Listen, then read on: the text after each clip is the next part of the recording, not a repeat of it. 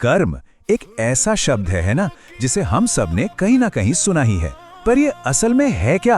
आज चलिए कर्म के इसी गहरे सिद्धांत को समझते हैं जो हमारे जीवन को चलाता है।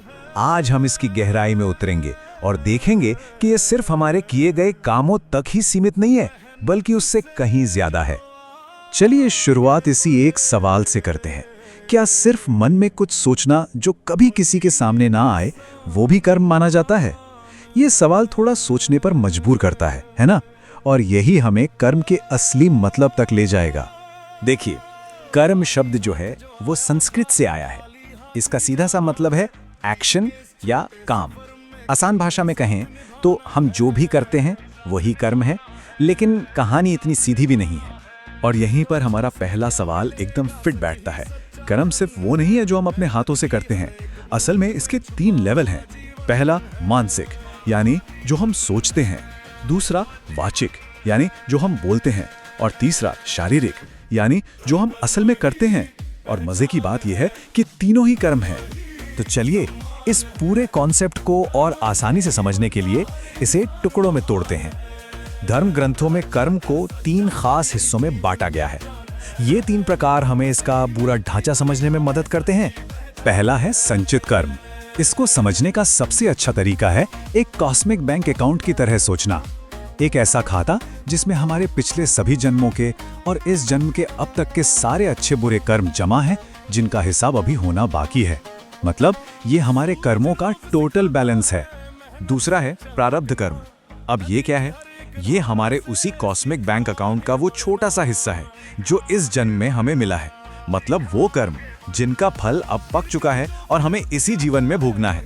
कहते हैं ना, हमारा जन्म, हमारा परिवार, कुछ चीजें जो हमें मिलती हैं वो सब प्रारब्ध का ही हिस्सा है। इन्हें बदला नहीं जा सकता।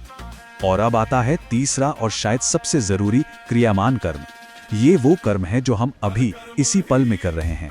हमारे आज के फैसले, हमारे आज के काम, यही वो कर्म है जो हमारा आने वाला कल बना रहे हैं। और अच्छी बात यह है कि इस पर हमारा पूरा कंट्रोल है।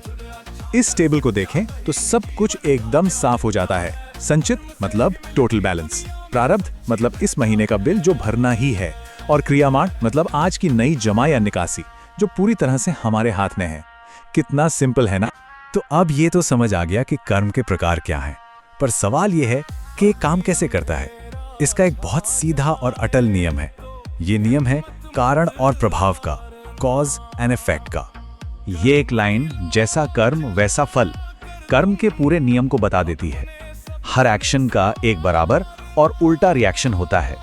अच्छे कर्मों का नतीजा अच्छा होता है और बुरे कर्मों का बुरा। ये एक यूनिवर्सल लॉ है जो कभी नहीं बदलता। यहाँ कुछ बहुत ही सीधे साधे उदाहरण हैं। किसी की मदद करना, सच बोलना, ईमानदारी से अपना काम करना, ये सब अच्छे कर्म हैं। और इनका नतीजा क्या होता है? मन की शांति, सफलता। दूसरी तरफ किसी को दुख देना, झूठ बोलना या चोरी करना बुरे कर्म हैं, और इनके परिणाम भी वैसे ही दुखदायी होते हैं। अच्छा, तो थ्योरी तो समझ आ गई, पर सवाल ये उठता है कि इसे अपनी जिंदगी में कैसे उतारें। हम ऐसा क्या करें कि हमारे कर्म सही हों? इसका रास्ता हमें कर्म योग में मिलता है।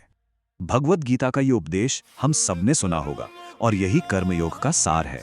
इसका मतलब है कि अपना काम, अपनी ड्यूटी पूरी ईमानदारी और लगन से करो, लेकिन उसके नतीजे से मत जुड़ो। फल की चिंता किए बिना कर्म करना ही कर्म योग है। चलिए एक स्टूडेंट का उदाहरण लेते हैं। उसकी ड्यूटी क्या है? मेहनत से पढ़ाई करना। अब कर्म योग कहता है कि उसे सिर्फ अच्छे नंबर लाने के बारे में नहीं सोचना चाहिए, बल्कि सीखने की प्रक्रिया पर ध्यान देना चाहिए, उसे एंजॉय करना चाहिए। जब काम सही होगा तो नतीजा तो अच्छा आएगा ही। तो कर्म की इस पूरी बातचीत से हमारे जीवन के लिए सबसे जरूरी सीख क्या मिलती है? चलिए एक नजर डालते हैं कुछ मुख्य बातों पर जिन्हें हम हमेशा याद रख सकते हैं। सबसे पहली और बड़ी सीख तो ये है कि हमारा हर एक एक्शन, हर एक सोचा हुआ विचार और बोला हुआ शब्द सब मायने रखता है। दूसरी बात, ये हमें याद दिलाता है कि हम अपने भविष्य के मालिक खुद हैं। तीसरा, दूसरों के साथ वैसा ही व्यवहार करें जैसा हम अपने लिए चाहते हैं।